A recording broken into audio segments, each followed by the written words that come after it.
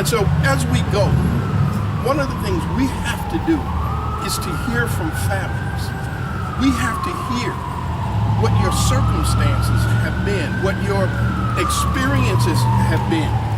The other part of it that is so important for us is Tennessee, like any other state in America, has its share of laws on the book that are not designed to give you justice. They're not designed to do that. We have to begin to look in every state across this country what those laws are and get them overturned, get them fixed. I've already learned from Brother Elsana here that there's a short span that they give you here to even respond. They don't give you opportunity to grieve before all of a sudden your limitations have been taken away. And there's something terribly wrong with that. We have to fix that broken system, and that's what the national tour is committed to do. So I want to hear from you who are our brothers and sisters who have experienced this devastating loss. How does that feel? What are some solutions, and what can we do to better serve you?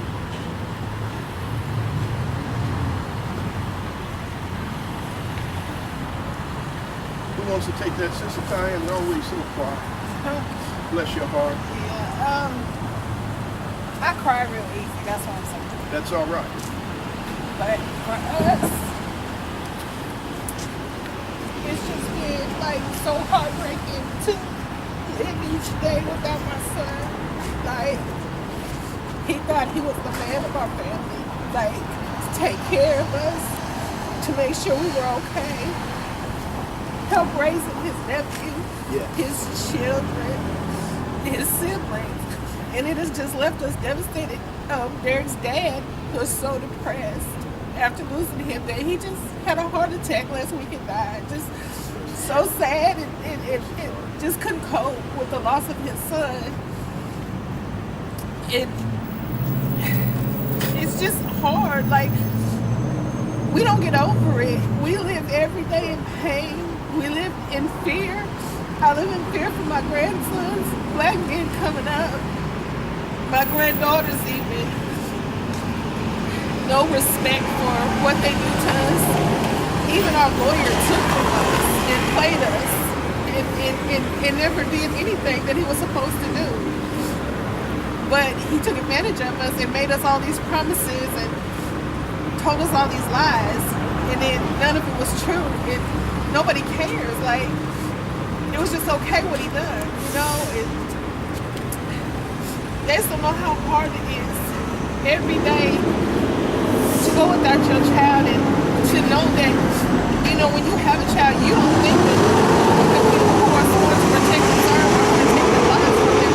I never knew I had to raise my children to be fearful of the police.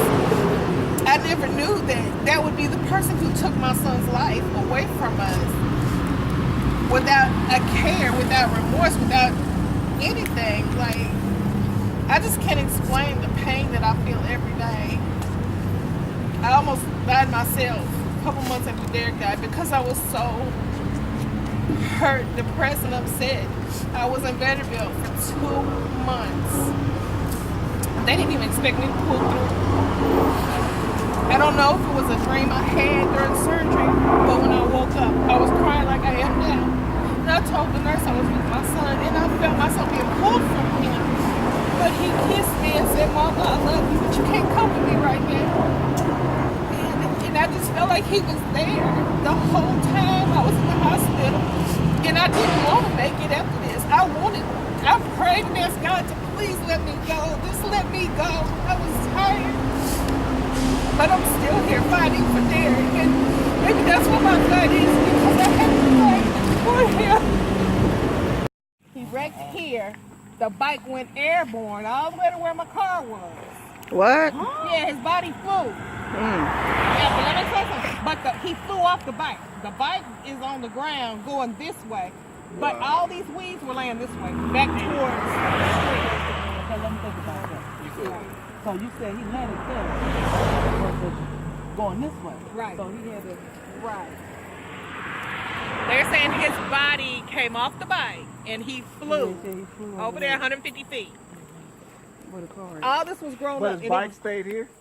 They saying he So went they everyone on hit the him bike. that way. Yeah. Because And- if the grass is pushed over, The grass is pushed this way, but yet he's over here. When my daughter still got the video on her phone. All the weeds high up like this are laying towards the street. so you think they Laying moved this him? way, but yet he's way over here. Now, Well, that let means me give you some impact details about Derek Bush. Excuse me. 6'1", 250 pounds. He's a big guy. So he's a survivor. My thing is, if he lost control of the bike, he wasn't gonna keep trying to hold on that bike. He was gonna jump from the bike. Right. There's You know no it. way he was gonna You know ride that out. Exactly. We could not. Our first That's question Oh, look how was, big they is. how come big truck. all the leaves are facing this way? Well, my daughter seen it on the dash cam. The bike, but turns around and goes back to the street. The bike, as we see on the dash cam, didn't go that way. Police. So you said the bike came around and came back. That's what. Yeah. So they was chasing him. They had to be chasing him because if the what's the name? If Well, the brush was this we way, didn't see. We don't know if they were chasing him, but what we see was the bike evidently went here, in there, and then turned back around. Yeah. they had to chase Like him. it If all headed that back was out brush. this way. So let me walk y'all This through. way. So They I don't came want to walk around, y'all through chased this. him I don't out. know what's in here. So supposedly the bike is on the ground, but his body is flying. Now you get to see that on the dash cam? No, you don't But see you don't nothing see on none of the that, dash. right? Okay, right. Car coming in, y'all be careful. Used to be a lobster company right through the fence. That's gone. Everything's gone.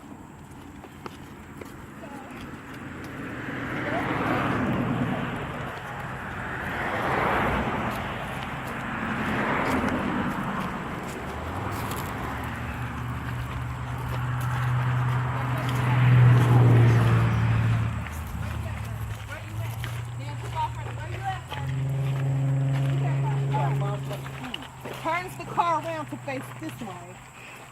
There's body was right here. There's body was right here. And all this has grown up since then. His body was right here. Because I think we took some bloody rags from the ambulance. And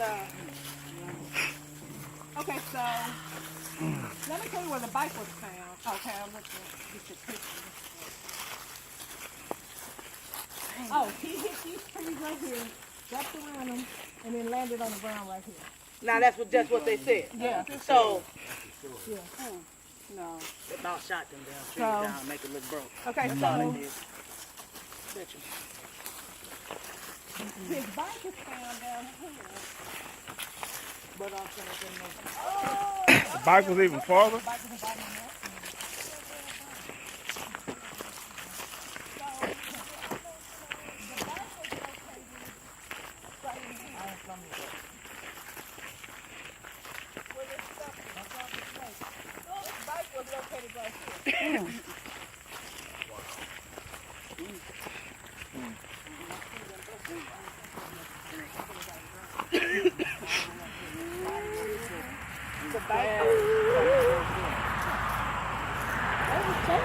So there was a man sleeping in the truck at the gate. This was a logging company. He got out of his truck to come and help. And he was told to leave and forget what he's seen if he knew what was good for him. Okay. And that's what he did, huh? Yeah, You can't contact him. no contact. The only person who made contact with him was Derek's godmother, who has passed away with cancer. She was sick then. And these people, of course, didn't see anything. The one woman who lived right over now. here, she changed her story. Oh, that's Yeah, but she told me, I said, did you hear sirens coming? She said, no. She said, and I was up because I didn't feel good. And she said, I was just kind of looking out my window. She said, and I heard a motorbike gearing down. And all of a sudden I heard a big boom, like it collided. She said, and that's when I heard sirens. Like the sirens came on after. She said she heard what sounded like gunshots. And she said, I'm country, so I know what gunshots are. But then all of a sudden she switched it back to, well, it could have been a backfire from a car.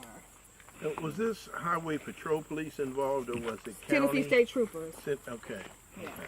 Out of Jackson. Jackson State Okay. Troopers, because they followed him from the city of Parsons. Okay. I couldn't tell you guys who were in the car, but where the shell was, supposedly Derek kind of touched the yellow line, so the officer turned around. But he didn't blue light him until he got to the beginning of the river. And so the chase from the beginning of the river to here. And then if you guys like read the like reports I gave y'all, like I've the read one, coroner yeah. said he had a broken neck, died instantly, Saw that. but he didn't have a broken neck. Right. You know, and then you wanted us not to even have, And his lung was punctured yeah, because of the ribs, right? yeah, didn't want us to even have an autopsy, and then lied to us about where his body was sent. He told us Derek was in Knoxville having an autopsy. We didn't even know till the morticians picked his body up that he was even in Nashville. I'm thinking the whole time they don't transport him away to Knoxville, which is 4.5 hours away. Wow. So when you got to witness the body, it was already hospital, his girlfriend and his best friend.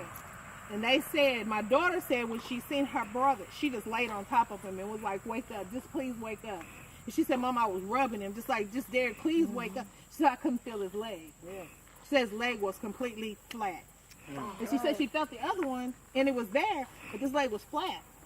And I said, did you like take his pants off? So she said, I wanted to, but I didn't know I could. She took pictures of everything else, but she was afraid she couldn't undress him.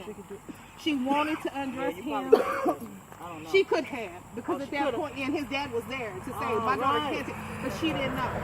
So then she started asking for police. Like, where are these police at? What happened to my brother? The nurse says, well, they told us he flew 150 feet and he died at the scene. That's, the only thing. The nurse is standing in the corner crying. Herself saying, please find out and get an autopsy. Because they were saying no autopsy. And she was saying to my sister-in-law, who's a nurse, please get an autopsy. So when she called me, she was like, they're saying no autopsy. I said, oh, there will be an autopsy. So I told his dad, just do what you got to do so I can get there. And plus my daughters were there. So my daughter kept saying, we want an officer. She called. They said, we don't have any officers that can speak to you. You guys are being too rowdy. We can't speak to you. So my daughter, with the hospital up this way, Okay. she got in her car and came here. And she started filming it right away, taking pictures, because they had flags out there. And a police officer pulled up and told her, you cannot be out here. You don't have no business out here. And she said, I will be anywhere I want to be because y'all done killed my damn brother. So all of a sudden, then he cussed at her. He told her, we didn't kill your effing brother, whatever. She said, well, I tell you what, you'll be killing somebody else today if you try to make me leave. So she refused to leave. So she filmed the whole scene as it was and took pictures. So when y'all took the pictures of the body, y'all ain't see no weird bruises anywhere He had a else? hole in his arm right here. That's why I was saying when Derek got to the hospital, his hands were clenched and his mouth was clenched. Rigor mortis had set in his body. Yeah. Well, who took his gloves off? Right. He had clenched this arm. Because you can't, He was clenching this hole in his arm, and blood was dripping out of his hand. Who removed his helmet? Who did It all was of that? fastened it off. The helmet, the ambulance driver told me the helmet was placed perfectly sitting up next to his body. That's how they Now, placed if that this is how sign. bad it was, see, they wasn't thinking when they set that helmet down. They should have tossed it off somewhere. Set it perfectly next to him in the teeth. Yeah, I right said, next now, to him. if that's supposed to be real life pictures, Right. who put them there? You can't just perfectly land something on. So when I asked about the helmet, nobody knew. So here goes even a little further. All Derek's upper body clothing was in. He had on a little white beater, a t-shirt, a hoodie, and a jacket. So when I began to inquire, so I called the hospital. Where's his clothes? Well, they were up under him when we sent him to the autopsy. The autopsy said we take pictures of everything, and there was no upper body clothing. So I called the hospital back, and they said, call the EMTs. Well, I called the EMTs. They said, we didn't remove nothing. We just cut it open on his chest, and we never removed anything. So our thinking is, why would you remove all his upper body clothing? We're thinking this was a gunshot to his arm. But of course, they're saying there was no gunshot. And there was a hole right here that my sister-in-law was suspicious of that looked like a bullet hole to her. So, of course, they're saying there was no bullet hole. So let me tell you a little something this little white man told me one day. He was 6'1". They 6'1", had to. 250 He pounds. wasn't going. Yeah. Yeah. They He had said, I'm going to tell you what happened to your son out here. He died because he was the wrong color. This is a little tiny white man. He said, and then you have officials out here that should not be in charge. He said, your son only died for being in this town and being a black man. And a lot of the people where we live will tell you don't come here after dark. This is a part of Linden. They consider This this. is Linden. And do you know what the racial makeup is of Linden? I don't. Okay, I can look that up. I can find that. It's like I said, I'm curious about that. Yeah. company is gone. Like it's gone. Like the whole lodging company is gone. Because what did This is all cut down and was being logged. the autopsy report? The autopsy said that he didn't die of a broken leg. The autopsy report said there was nothing wrong with his leg, but we know that it was something wrong with his leg. So all the reports are conflicting, and if you read through the reports that I get, you'll see that nothing matches up. And the more you read it, the more questions, and you're like, okay, they can't seem to answer these questions. Nothing's making sense. To me, if he was going to wreck, he should have wrecked on that really bad curb back there doing 120. Because I could have done it in the car. How long has been closed off? We came up here. We was coming quite frequent when it first happened. Then when I got sick, we didn't come for like a year. I'm asking we because it don't look came- like don't nobody be driving through It here. had changed some. We came 8 months later, and it was gone. Everything was gone. So like within 18 months. That's the issue we have finding. They were tased. That should have been where he was hurt. Yeah, he could have been being So one man has bought all of this. Oh, really? That dead grass. Like they really keep people out of here. So I know they're gonna be sending somebody along pretty soon. Anybody got a signal out here? It's hard to get signals out here. The people who lived over there said they used to have to walk to the end of the road. Oh, really? And you said And they and alleged there's- that the chase began where the Shell station was. Or No, that's where where they say he touched the line. but they saying the chase began just before the Tennessee River. You see when we seen that Right, river? where we saw the river. Just before then and ended here. At 120. 120 miles an hour. Now I'm telling you, Derek was not an experienced motorbike rider. He had just started riding. And when he rode, I was like, you need to be careful. He's like, I am. I have much respect for this guy. Like, I would never. So what we've learned too is the guy whose bike it was on, he's in the federal penitentiary. He notified me 2 years ago and told me the bike had a tracking device on it. They knew the bike was in motion. They picked him up the next month and put him in the federal penitentiary. Questioned him some stuff about Derek. And what was brought to my attention is, do we even know that was Derek in the dash cam video at this point? Could he have been pulled from that house? Because what they're saying is, this could have been a message to the young man. Like, you need to start paying us or whatever was going on in the mix. And Derek had been down here about 2 or 3 weeks. He had come down and take care of some child support issues. And when they said he may have run from the police, I said he may have. Because he was trying to get the child support. Because every time the girls would get mad, the baby mamas, they would get child support out. Every time, and the judge was not being fair to Derek in any kind of way. He talked to him like he was beneath the world. But yet this young man died at 26 and every one of his kids gets Social Security. So that tells you he was a working man. Because it's not many guys even die at 30 that their kids are getting a check. So, it's been proposed to us that may have not even been Derek, that he may have already been killed and just brought out here and made it seem like he had an accident. Because we wanted to know, okay, this bike had a tracking device. All the vehicles this guy owned had tracking devices. And I can believe that. Now, you said this land was recently purchased by somebody. Last year when we came March, actually it was Derek's birthday, and Asana was with us, and we learned, because the man pulled up and asked us what we were doing here, and I told him that my son had been killed here. He didn't even know that. Oh, wow. But he wasn't the owner, he was the owner's friend. So he gave me the owner's number, and I called the owner. He was like, it's fine if you want to come out here, because we had placed some candles and stuff down over there. But he never knew if anything took place over here. This is going to be a hunting lodge. Now, Oh, is that what it's going to be? so now they can Retrace over. They probably couldn't find one or two of the bullets. Now they want to Sounds like change it's it into already a... been a lot. It is. It has. So that's why when we say Derek died under mysterious circumstances, we cannot believe that it was a motorcycle accident. Had it have been everything lined up, everything added up, the police was there to talk to the family, and There would have been no problem. Yeah. There would have been no problem. Yeah. wouldn't it? Too much. but with all the inconsistencies in their story and all the things like And you as mama, you yeah, feel it. yeah, I know you did. yeah. Yeah, motorcycle accident is I know something you did. plain and simple. This is nothing. This is Anything. not a He was in motorcycle accident. disposition. Like this. That's he was more. hurting and mad. I was gonna say that's more of a defensive position. Yes. Right. And even when you talk about injury to the wrist, there could have been tasing. There could have been a lot of things that were going on at that point in time.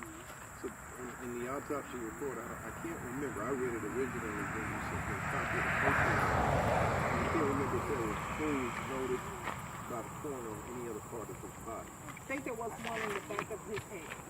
Like Okay. here. Okay. But it never went into detail.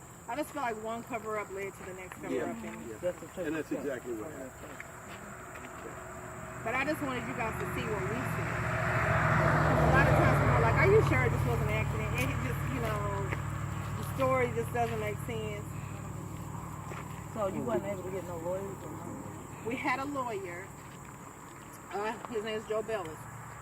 Oh, and let me say this off the record. The supervisor for the ambulance told me, he said, off the record, between you and I, never have we been told to leave the scene when I take a body. What's that? He said, never have we been told to leave the scene until that Not time. take the body. And he said, off the record, between you and I, please find out what really happened to your son out there, because I'm not buying it. This man was teary-eyed. Wait a minute. Okay. Ain't no He hope. said off the record. It doesn't matter about There you go. So, The ambulance supervisor. okay, now I'm asking, who picked up the body? Who took the body where? The ambulance did after they were called back a couple hours later. 4 or 5 hours later. 4 or 5 hours later, they were told to leave the scene. So there is a report.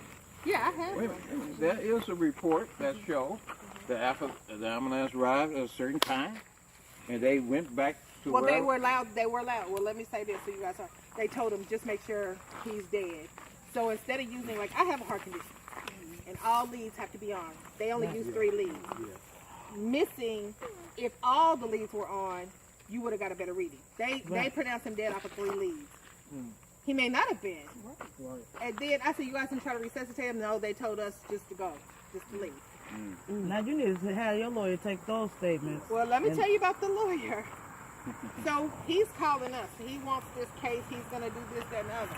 And I'm like, okay. I done had people call me and come forward, but they'll only meet with me. I just need $2,500 for the investigation. I said, okay. We had a benefit. A few nights later, raised the money. Took him the money and said, well, they should be doing it within this week. So we took him the money on November 24th. So December 1st comes, I don't hear this. I call. He's like, he's on vacation. The lawyer's on vacation. He'll be back after Christmas.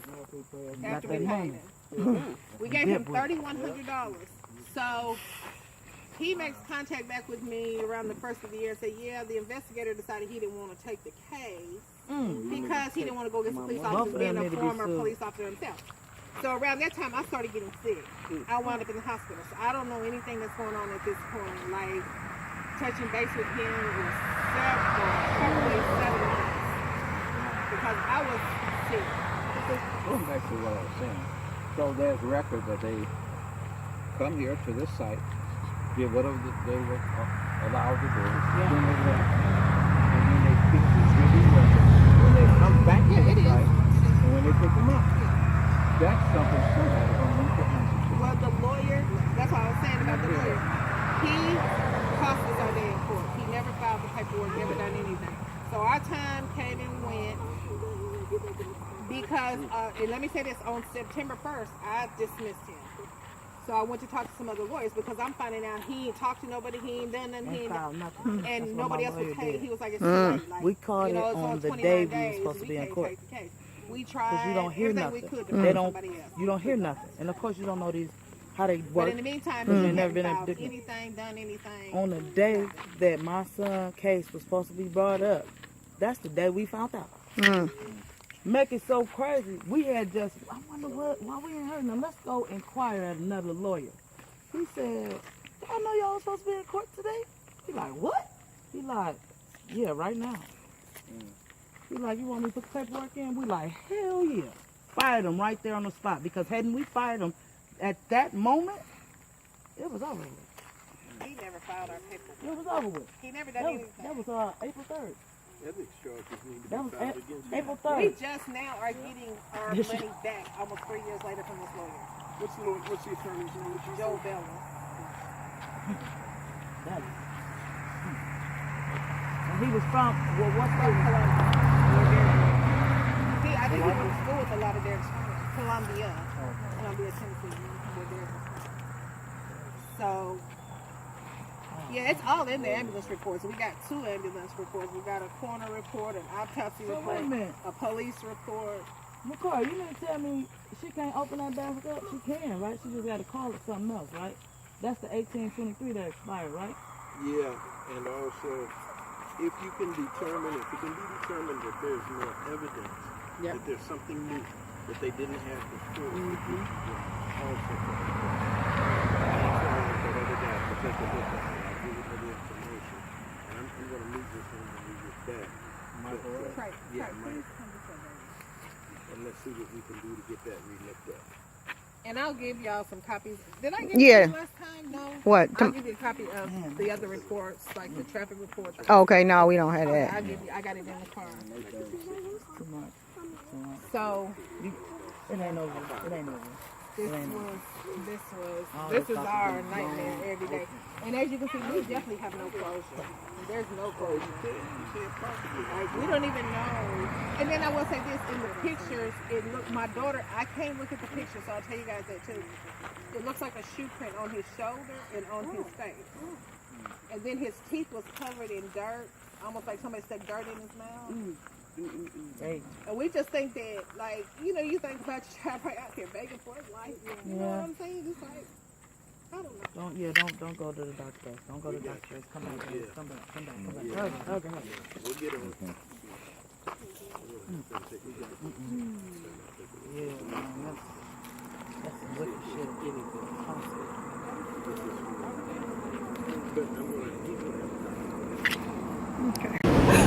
You know, and as you listen to this sister talk, let me tell you something.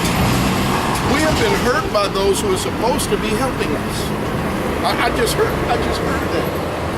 We are hurt by lawyers so often who are supposed to help us. But the legal system, and this is my own experience, the deals are made behind the closed doors. They come out and say to families and say to people what they think we want to hear, what they think we need to hear, when they've made some kind of deal. That's why we talk about the civil versus the criminal. The criminal system does not indict these killers, does not ever charge or convict these killers, and they say we're supposed to get over it. How do you get over it when it's still on? This is why you can't. I'm so sick of folk talking about black on black crime.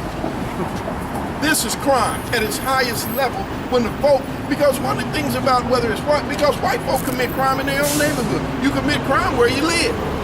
And I never hear folks talk about white on white crime. I never hear folks talk about brown on brown crime. They always talk about black on black crime, but somebody gonna be convicted. If, heaven forbid, they take my life, they're gonna arrest somebody. Somebody's gonna be convicted. We can't say that in the case of justice. We can't say that in the case of Derek or in the case of Q. We can't say that in so many of these cases. Justice is, how do you get over it? If justice is not done, and even those whose job it is to ensure justice are more concerned with civil law than they are with criminal law. Because civil law means a cash payout. And what it says to other folks, and I'm not against cash settlements, don't misunderstand me, there ought to be some compensation as well. But that doesn't mean justice has been done because you gave some folks some money. You must indict, convict, send those killer cops to jail. What's the rest of it? The whole damn system is guilty as hell. It's just the way it is.